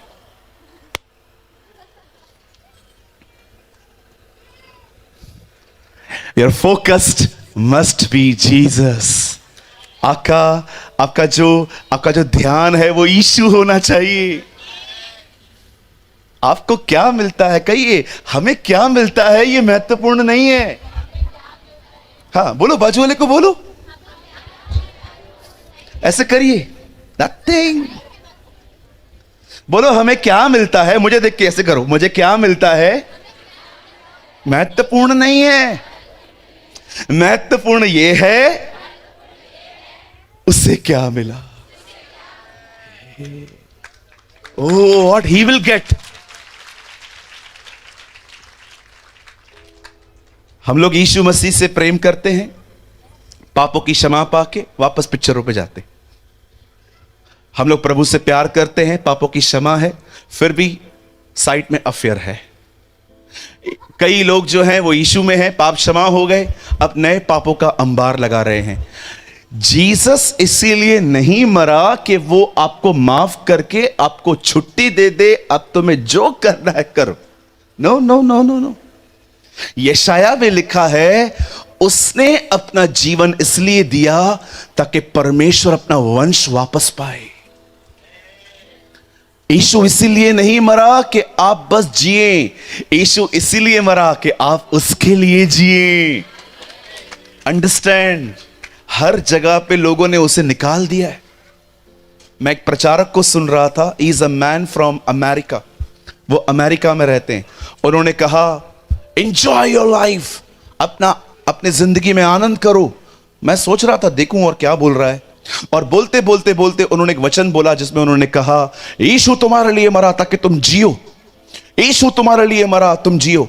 और सब बाइबल न पढ़ने वाले लोग जम मार रहे थे, आमीन, मोटिवेट, चलती हुई सभा में खड़े होके उसको आमीन आमीन बोल रहे थे। आपको पता है there is no such statement in whole Bible, पूरी बाइबल में ऐसा कोई वचन नहीं है जिसमें लिखा है कि यीशु मरा ताकि तुम जियो। आप पढ़ के देखिए, हर जगह पर उसको निकाल दिया जाता है। हमारी बाइबल में लिखा है वो इसलिए मरा ताकि तुम उसके लिए जियो। Live for him. आपके जिंदगी का हर डिसीजन उसको देख कर ले। आपकी जिंदगी में किसी से बात कर रहे हैं, यह देखिए कि वो आपकी बातचीत देख रहा है। आपका उठना बैठना चलना फिरना खाना पीना सब इससे डिजाइन होना चाहिए कि मेरा परमेश्वर मुझे देख रहा है। इसे ही कहते हैं उसकी प्रेजेंस में जीना। अब इजराइली कहां आ गए, कहिए लाल समुंदर। अब जैसे वो लाल समुंदर के सामने आ गए, ओ कुड़कुड़ाने लग गए, मूसा काय करतो तुम्ही, क्या कर रहा है तू, समझ में नहीं आ रहा है तुझे, यहां क्यों लेकर आया। आई एम सॉरी, मैंने थोड़ा मराठी बोल दिया। क्या कर रहा है तू। अब मूसा बेचारा प्रभु के पास जाता है। वो कभी कभी इतना परेशान हो जाता था, वो प्रार्थना ऐसे करता था, क्या ये लोग मेरे पेट से जन्मे हैं, मैं इतना बर्दाश्त करूं इन्हें। कभी कभी वो ऐसा बोलता था मैं इतना बर्दाश्त तो मैंने खुद के बच्चों को भी नहीं किया था। ये लोग क्या मेरे पेट से जन्मे हैं कि मैं इनको उठाए चलूं इतना। परमेश्वर ने जब मूसा को देखा कि प्रभु मूसा के सामने रो रहा है, प्रभु ने उससे कहा सुन, मुझसे बात मत कर, एक काम कर, लकड़ी ले और समुद्र में मार। आप जानते हैं लाल समुद्र लकड़ी मारते ही दो भाग नहीं हुआ था, अगले दिन हुआ था। पूरी रात हवा चली थी। आप पढ़ के देखिए।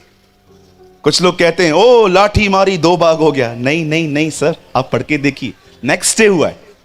पूरी रात हवा चली, पुरवई चली, और अगले दिन तक जब पूरा लाल समुद्र दो भाग हो गया, और आपको पता है क्या हुआ? उसके बाद वो लोग उसके आर पार चले गए, अंदर ही अंदर। एक सवाल पूछूं आपसे? दो लोगों ने यस बोला। एक सवाल पूछूं? सोचो अगर इजरायलियों के पास लाल समुद्र पार करते हुए मोबाइल होता तो क्या होता?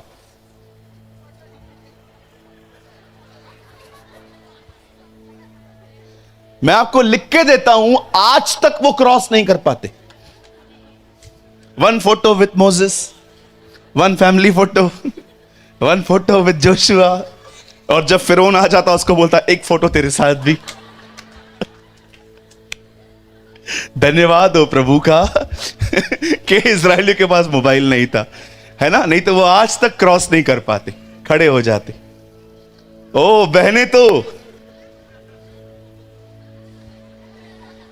बहने खड़ी हो जाती, मूसा मूसा एक मिनट, अरे हमको निकलना है। हाँ निकलेंगे ना, जा रहे हैं ना, फोटो ले ले। एक फिर फैमिली फोटो, फिर चलते हुए पानी वाला फोटो, अलग फोटो, ये फोटो वो फोटो।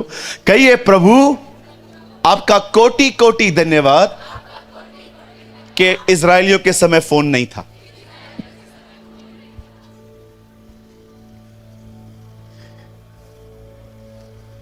एक बार मैं कहां पर था,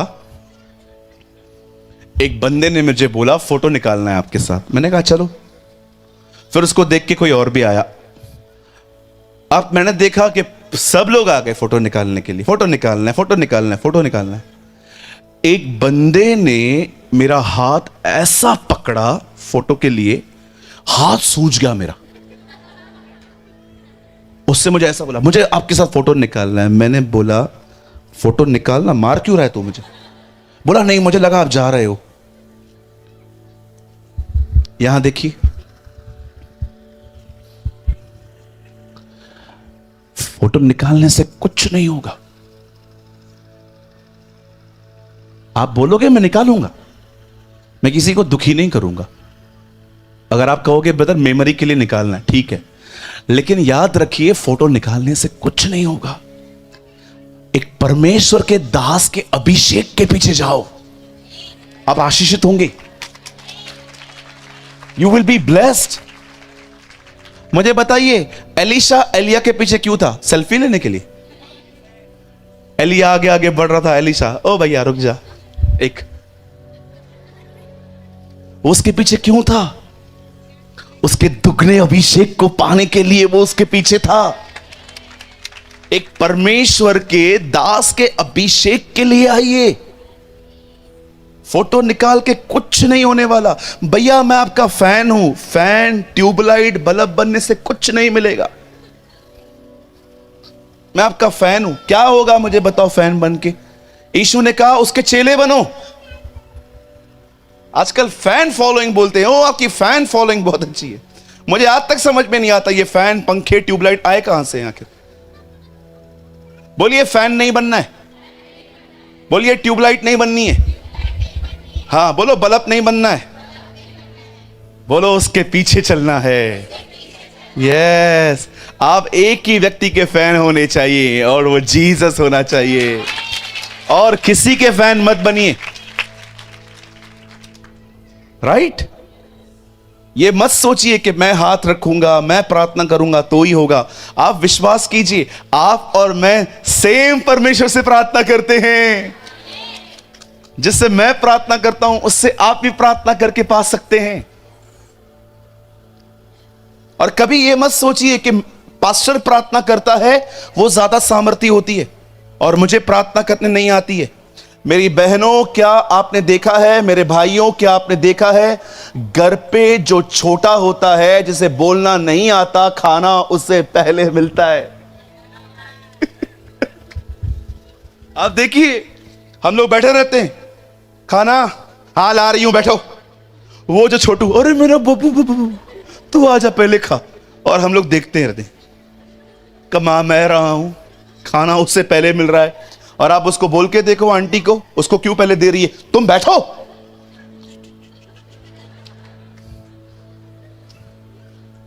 ये मत सोचिए कि आप परफेक्ट बनेंगे, डेकोरेशन करेंगे, प्रार्थना 10 वचन डालेंगे तो ही खुदा सुनेगा।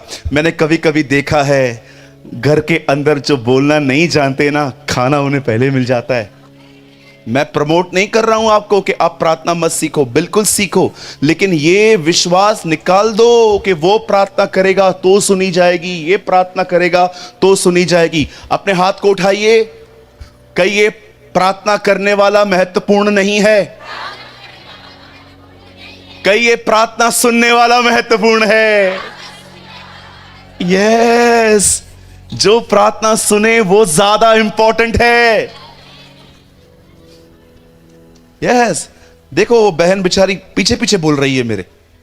Very good sister, God bless you, ऐसे ही बढ़ो। अब लाल समुंदर 2 भाग हो गया। जानते हो उसने क्या किया? ठच, लकड़ी मारी, और अगले दिन जैसे जैसे पानी हटता गया वो आगे आगे बढ़ते गए और पार हो गए। फिर वो उस तरफ पहुंचे। एक टाइम ऐसा आया, मूसा मर गया। अब पूरी जिम्मेदारी यहोशू पे आ गई, और जब यहोशू उन्हें इजराइल अंदर लेके जा रहा था, तब इजराइल से पहले एक देश आता है जिसको कहते हैं यरदन, जॉर्डन। कुछ लोगों को लगता है जॉर्डन इजराइल के अंदर है, नहीं, जॉर्डन अलग है। जॉर्डन जाने के लिए अलग वीजा लगता है, इजराइल जाने के लिए अलग वीजा लगता है। अब इन्हें यरदन जाना था। यरदन में पानी था, रिवर थी। ये वही रिवर है जहां पर हमारे प्रभु यीशु मसीह ने बपतिस्मा लिया था। ये वही रिवर है जहां पर कोरह वंशी गीत गाते थे। अब एक रिवर आ गई। आप जानते हैं, जब यहोशू के सामने वो रिवर आई, तब यहोशू ने मूसा की लाठी नहीं ढूंढी। अरे कहां गई वो लाठी जिससे समुंदर 2 भाग किया गया? हमेशा याद रखिए, God is not with traditions, God is with his word. परमेश्वर परंपराओं के साथ काम नहीं करता, परमेश्वर अपने वचन के साथ काम करता है। मूसा ने जो लठ यूज की, उस लठ को उसने नहीं ढूंढा, कहां है वो लकड़ी, दो मुझे, मैं मारूंगा। नो, आप में से बहुत सारे जो लोग हैं वो ट्रेडिशनल हो सकते हैं। मैं आपसे एक बात पूछना चाहता हूं, बाइबल में बच्चों के बपतिस्मे के बारे में कहां लिखा है? शो मी। एक भाई मुझसे मिलने आए, उन्होंने कहा मुझे बच्चों के बपतिस्मे पर आर्टिकल लिख के दो। मैंने कहा जरूर, कितने पेज का चाहिए? 10 पेज का लिख के दो। मैंने कहा शाम को लेके जाना। शाम को आए, मैंने 10 पन्ने स्टेपलाइज करके रख दिए थे पेपर में डाल के, वो लेके गए। मैंने बाहर लिखा भी था चाइल्ड बैप्टिज्म। वो घर गए, उन्होंने खोला, कुछ लिखा ही नहीं था। मुझे कॉल करके बोला भैया कुछ लिखा क्यों नहीं है? मैंने कहा इसलिए क्योंकि बाइबल में भी नहीं लिखा है। क्या लिखूं? है ही नहीं कुछ। मुझे बताइए बच्चों का बपतिस्मा कहां लिखा है? बताइए मुझे कहां लिखा है 10वां न देने पे दंड आता है? दंड, बोलिए दंड। मेरे भाइयों यहां देखो, परमेश्वर ने अगर तुम्हें दंड देना शुरू किया ना, उड़ जाएंगे इधर से हम, खत्म हो जाओगे आप और मैं। आपको पता है वो कभी दंड नहीं देता, वो हमेशा सिर्फ आपको करेक्ट करता है। परमेश्वर कभी किसी को पनिश नहीं करता। क्यों भैया? वो हमें दंड क्यों नहीं देता? क्योंकि 2023 साल पहले उसने अपने पुत्र को क्रूस पे दंड दे दिया है। आप में से कोई उसके दंड को, दाऊद कहता है यदि तू हमारे कामों के अनुसार हमारा न्याय करे तो तेरे सामने कौन धर्मी ठहरेगा? कई सारे जो लोग हैं वो जो बोलते हैं, मैं आपसे पूछना चाहता हूं, बताओ कहां लिखा है ये सब? शनिवार के दिन ही आराधना करनी चाहिए, बताओ किधर लिखा है?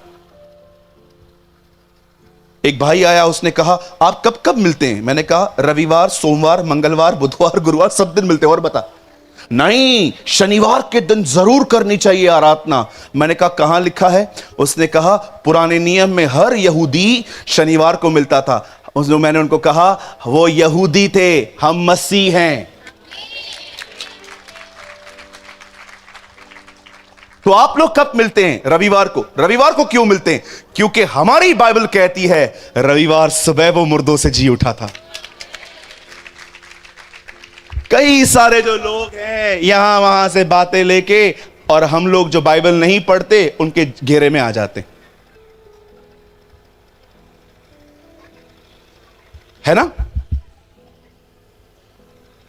एक बंदा कहता है अन्य भाषा मत बोलो। क्या बोलता है?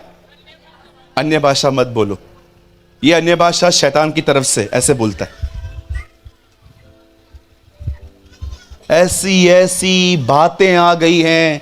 पत्रस में लिखा है अंत के दिनों में बहुत सारे लोग नए नए पाखंडों का उद्घाटन करेंगे। पढ़ा है आपने? कैची करो, कैची बनाओ, ऐसे करो। आपने देखा है ना, जब कोई नई जगह लेता है तो कैची देता है, रिबन काटो। पत्रस में लिखा है अंत के दिनों में लोग रोज नए नए पाखंडों का उद्घाटन करेंगे। रोज अन्य भाषा मत बोलो। आई डोंट नो आप में से कितने लोग केनेथ ई हैगन को पहचानते हैं, अ फाउंडर ऑफ रेमा। आपको पता है जब वो अन्य भाषा बोलते थे लोग चंगे होते थे, दुष्ट आत्माएं निकलती थी, लोग जो हैं स्वर्ग का अनुभव करते थे। और आज लोग फेमस होने के लिए मुंबई में एक कहावत है, पब्लिक सिटी चाहे नेगेटिव वे में आए या पॉजिटिव वे में आए, public city is a public city. ये उन लोगों में से हैं। अगर अन्य भाषा नहीं है तो मेरा एक सवाल है, वरदानों में एक वरदान अनुवाद का क्यों है? मेरी बात समझ रहे हैं? मैं आपको हाथ जोड़ के एक बात बोलूं, मुझे किसी का डर नहीं है, लेकिन आपको हाथ जोड़ के कहता हूं, कृपया ऐसे पाखंडियों को सुनना बंद करें।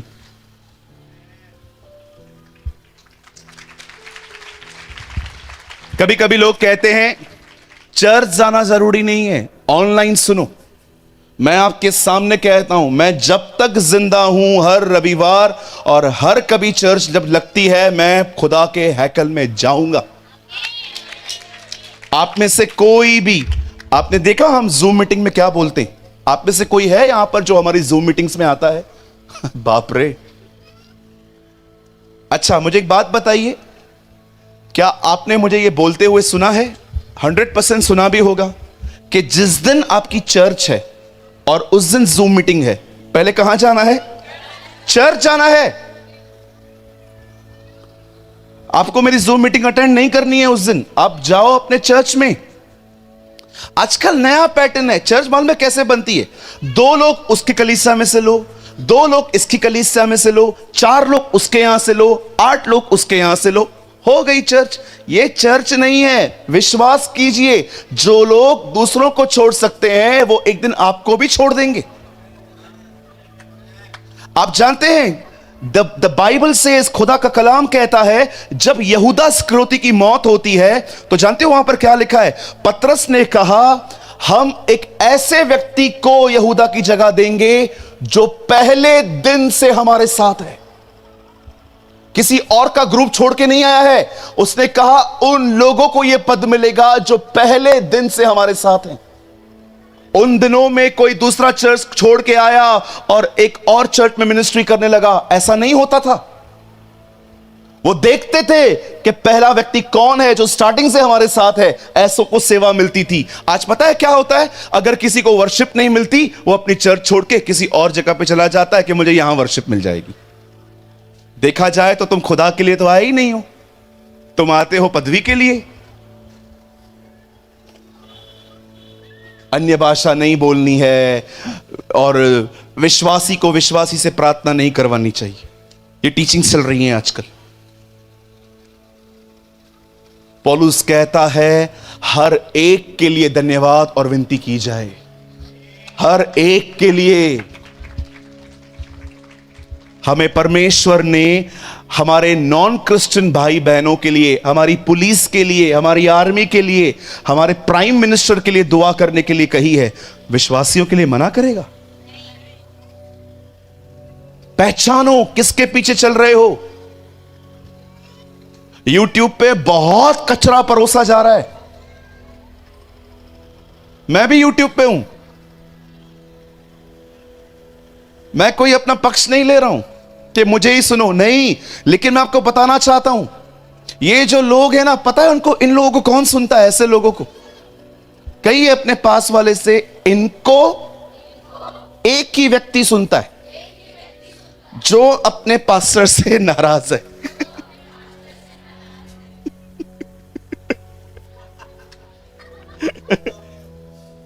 जो अपने पास्टर से नाराज है ना, ऐसे लोगों को यही लोग सुनते। चलो हमारा पास्टर तो है ही ऐसा, इसको ही सुनेंगे, और फिर वो आपको बताते हैं तुम्हारा पास्टर ऐसा, तुम्हारे पास, और आप सही है। बंद कीजिए, दूर हो जाइए। उन लोगों को सुनिए जो आपको धर्मी बनाएं, उन लोगों को सुनिए जो आपको खुदा के करीब ले जाएं, उन लोगों को सुनिए जो आपको परमेश्वर की आवाज सुनना सिखाएं, उन लोगों को सुनिए जो आपको यीशु के दूसरे आगमन के लिए तैयार करें, उन लोगों को सुनिए जो आपको खुदा के साथ चलना सिखाएं। बाइबल बताती है अंत के दिनों में सिखाने वालों की चमक आकाश जैसे होगी। The Bible says in ending days teaching ministry will be shine. किसी को भी सुन लेते हैं, चलो फ्री बैठे हैं, चलो सुन लेते हैं, नो, परखो। कई वीडियोस में डिलीट कर चुका हूं अपने YouTube से। जानते हो क्यों? क्योंकि मुझे ऐसा लगा कि जो मैंने इसमें टीच किया है वो ठीक नहीं था। डिलीट कर दिए मैंने। लाखों व्यूज थे उस वीडियो के ऊपर। क्या करना है व्यूज का? लोग मिसलीड हो, चलेगा? मैं एक दिन प्रचार कर रहा था, घर जाके मैंने अपना वीडियो देखा, मुझे बहुत एरर दिखाई दिए। मैंने कहा अरे बाप रे, मैंने ये बात तो बोली ही नहीं जो मेरे मन में थी, अब लोग कुछ और समझेंगे। मैंने अपने लड़के को कॉल किया, अपने जो मेरे जो मीडिया संभालते हैं भैया, मैंने उनको कॉल किया, मैंने कहा बता डिलीट दिस वीडियो, कोई गलत दिशा में चला जाएगा। हमें इतना संभलना है। आप जानते हो यहोशू ने लकड़ी नहीं ढूंढी, अब उससे जानते हो क्या किया? उसे प्रभु से कहा क्या करना है? प्रभु उसको कहता है सुन, वाचा का संदूक उठा, याजकों को दे, और याजक जो हैं वाचा का संदूक लेकर जैसे ही उनके पांव पानी में जाएंगे और जो नदी है वो दो भाग हो जाएगी। आप जानते हो, वेट सुनिए, मैं क्या समझाना चाहता हूं, सुनिए। जैसे ही उन्होंने, बाइबल बताती है, पानी में अपने पांव डाले, लिखा है पानी जो बह रहा था वो थम गया। सुनिए, यहां पर कुछ मैं आपको समझाना चाहता हूं, सुनिए। लाल समुंदर दो भाग हुआ, उसके बाद उन्होंने अपने पांव समुंदर में डाले, लेकिन यरदन तब तक दो भाग नहीं हुई जब तक पांव नहीं गए।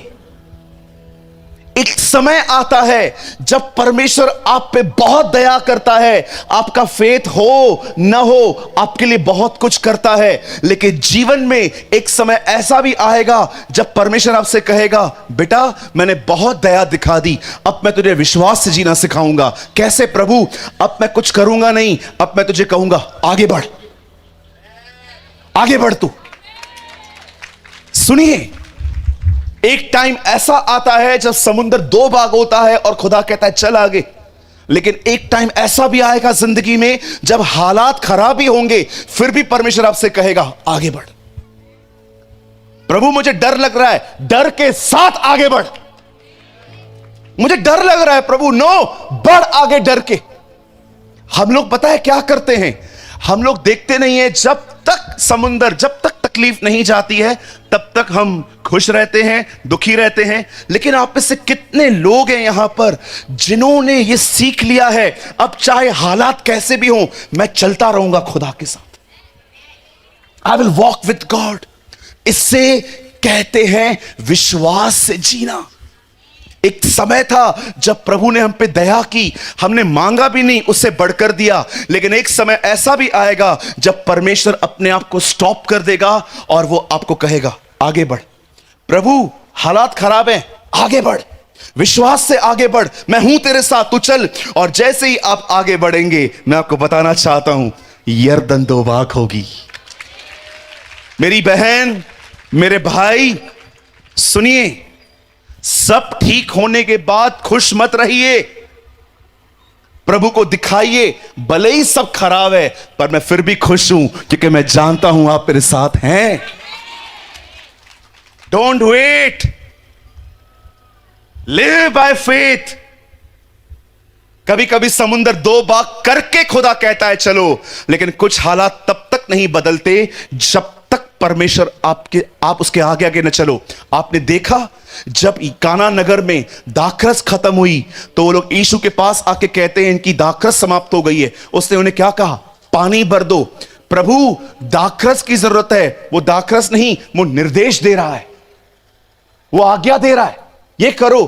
कई बार सॉल्यूशन आज्ञा मानने के बाद निकलता है। Live by faith. कभी कभी वेट मत करो हालात ठीक हो जाएंगे उसके बाद मैं खुश रहूंगा। नो, परमेश्वर को दिखाओ, उसे प्रकट करो कि प्रभु भले ही तूफान है, मैं सो जाऊंगा क्योंकि मैं जानता हूं आप मेरे साथ हैं। हमें से बहुत सारे लोगों ने इस जिंदगी को जीना नहीं सीखा है, इसीलिए डिप्रेशन आपको मार रहा है, ख्याल आपको मार रहे हैं, क्योंकि आपको आदत है सब ठीक होके खुश रहने की। नो, हमेशा ऐसा नहीं होगा। चलो मैं आपसे एक सवाल पूछता हूं, यहां देखिए, यहां देखिए,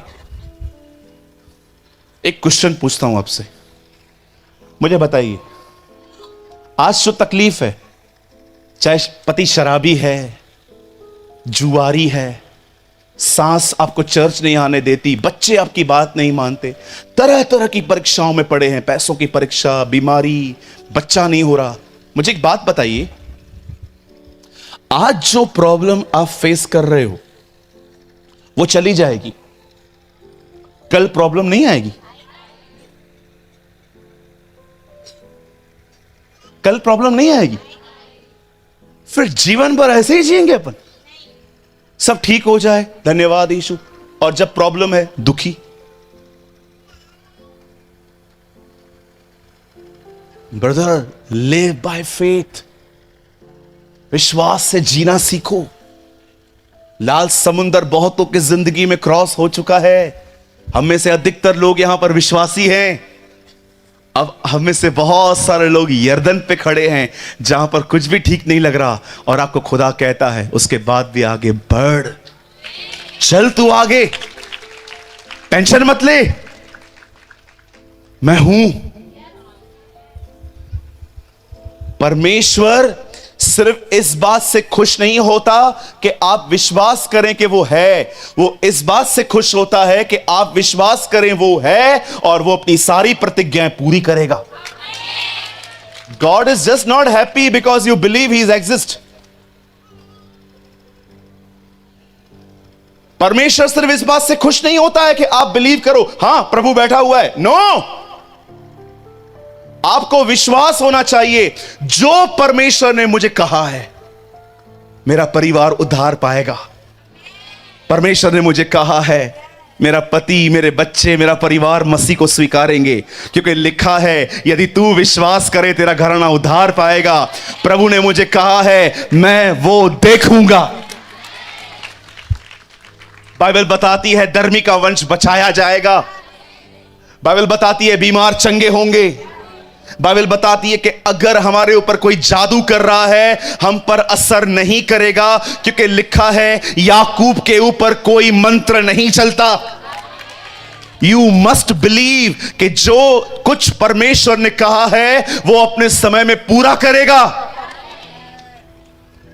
लिव बाय फेथ, वेट मत करो सब ठीक होने का। इंतजार मत करो। हम मेजॉरिटी क्रिश्चियंस पता है कैसे हैं?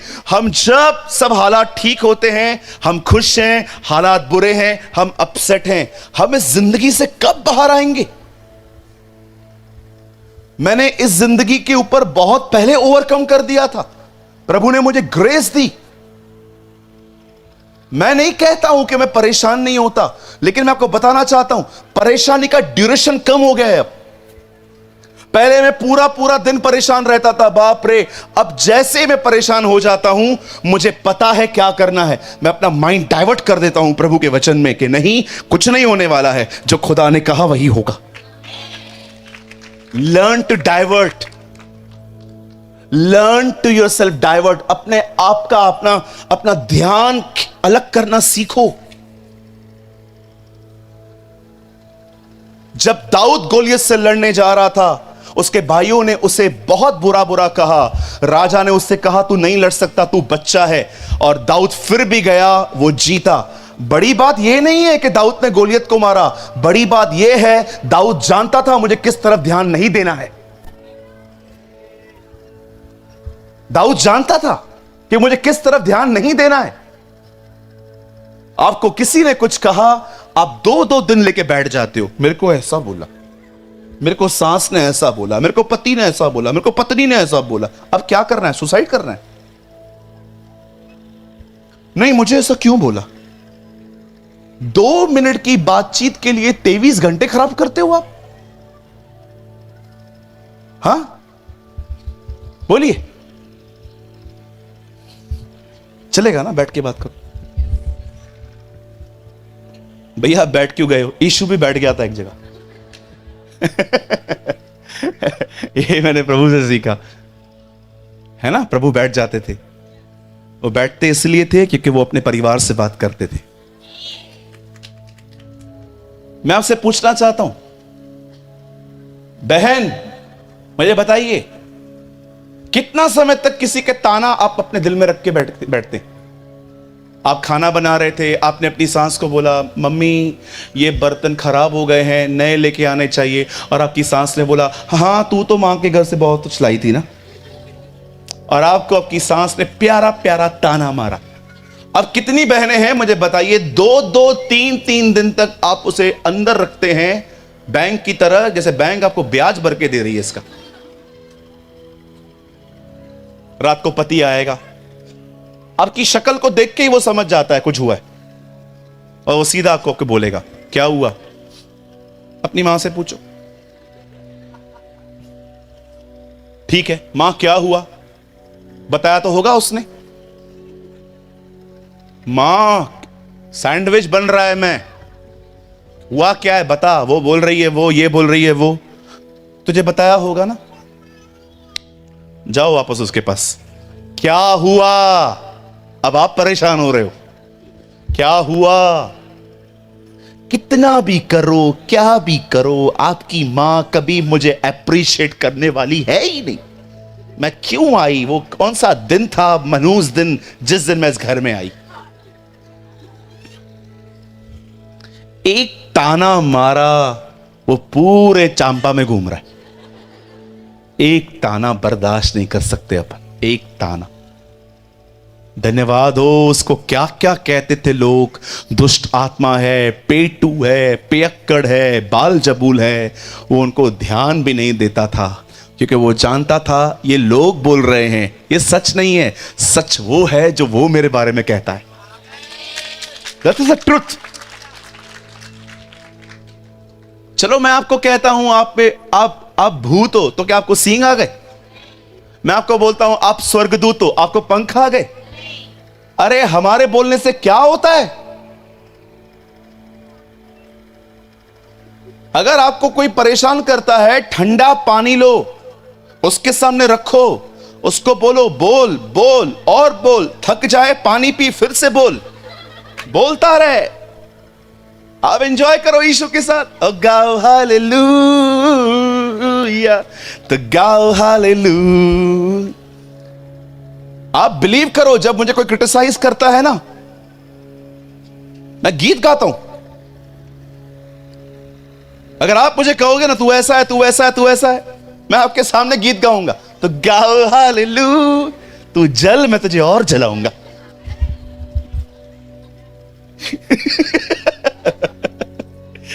नहीं नहीं, ये मत सीखो, मैं मजाक कर रहा हूं, कुछ कुछ चीजें मत सीखा करो। बोलो यीशु मसीह की। कहिए चाहे कुछ कैसा भी हो, मुझे आगे बढ़ते रहना है, मुझे खुश रहना है। कोई टाइम था मुझे बाइबल का सबसे डिफिकल्ट वर्ड जो फॉलो करने में लगता था, पता है वो कौन सा है? मुझे लगता था प्रभु इस वचन पे चलना बहुत कठिन है, और वो वचन है जो लोग ऐसे ही बोल देते, प्रभु में सदा आनंदित रहो। मैं प्रभु को बोलता था ये बहुत कठिन है यार। आप सोचो आपको पैसों की जरूरत है और आप बॉस के पास जाके कहते हो मुझे सैलरी एक दिन पहले चाहिए, वो आपको बोलता है 2 तारीख से पहले नहीं मिलेगी, आप खुश हो सकते हो? आप वहां से निकले तो गाओ हालेलुया, आप घर जाओ आपकी पत्नी हालेलुया निकालेगी बरोबर आपका। आप बोलोगे हालेलुया, वो बोलेगी आलू लाया। गाओ हालेलुया, वेयर इज आलू? आलू लाया नहीं, हालेलुया। झाड़ू पड़ेगी, झाड़ू बोला, झाड़ू। हाँ, इन दिनों में एक कंपनी लोहे के वेलन बना रही है।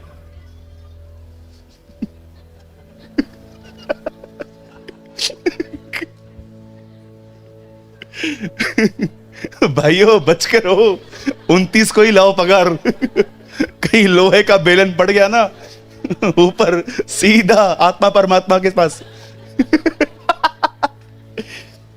बोलिए खुश रहना है। Yes, you must be happy. Happy रहने के लिए फेथ चाहिए। चलो, अगर आप में से कोई ऐसा है जो कहता है ब्रदर मैं आपको सच बोलता हूं, मैं खुश रहना चाहता हूं, मैं विश्वास रखना चाहता हूं, पर मैं असमर्थ हूं, मुझसे नहीं हो पाता, अब मैं क्या करूं? मैं आपको बताता हूं। अगर आपकी कंडीशन ऐसी है तो बच्चों की तरह प्रभु के पास जाइए और उससे कहिए मैं विश्वास करता हूं, पर मेरे अविश्वास का भी उपाय कर लॉर्ड प्लीज। यू नो, आप खुदा से ये कहिए, विश्वास कीजिए वो इतना दयालु है कि उस पर विश्वास करने के लिए भी वो आपको विश्वास देगा। आमीन। तो कितने लोग आज के बाद वेट करेंगे सब ठीक हो जाए तो मैं खुश रहूंगा? मेरी बहन, मेरे भाई, जो आप सोच रहे हो ना, ऐसा कुछ नहीं होने वाला। आप डरते रहते हो, ओ हर एंगल से सोचते रहते हो, अगर ऐसा नहीं है ऐसा, बंद कर दो सोचना, उसके साथ चलते रहो। जैसे जैसे उसके साथ आगे बढ़ोगे, ओ अपनी आंखों से आप देखोगे कैसे पानी थम जाता। मेरे एक फ्रेंड हैं, बड़े ईमानदार हैं वो, प्रभु उनको बहुत आशीष दे, मुंबई में रहते हैं। उन्होंने एक बैंक से कर्जा लिया था, लेकिन वो टाइम पे चुका नहीं पाए, और आप जानते होंगे बैंक जब्ती करती है। अगर आप बैंक को बोलोगे ना पैसा नहीं है, अपने मान जाते हैं, बैंक नहीं मानती। बैंक आपकी चीजों को उठाना स्टार्ट करती है, गाड़ी, घर सील कर देंगे। उनके ऊपर बहुत कर्जा था बैंक का। एक दिन उन्होंने प्रार्थना की, प्रभु मैं पैसे चुकाना चाहता हूं, पर मेरे पास है नहीं। आपको पता है, कुछ दिनों के बाद वो न्यूज़पेपर पढ़ रहे थे कि जिस बैंक से उन्होंने पैसे लिए थे वो बैंक बंद हो गया, दिवाला दे दिया। जानते हो प्रभु ने उनको क्या कहा? जब तक तेरे पास पैसा नहीं आएगा बैंक नहीं खुलेगा।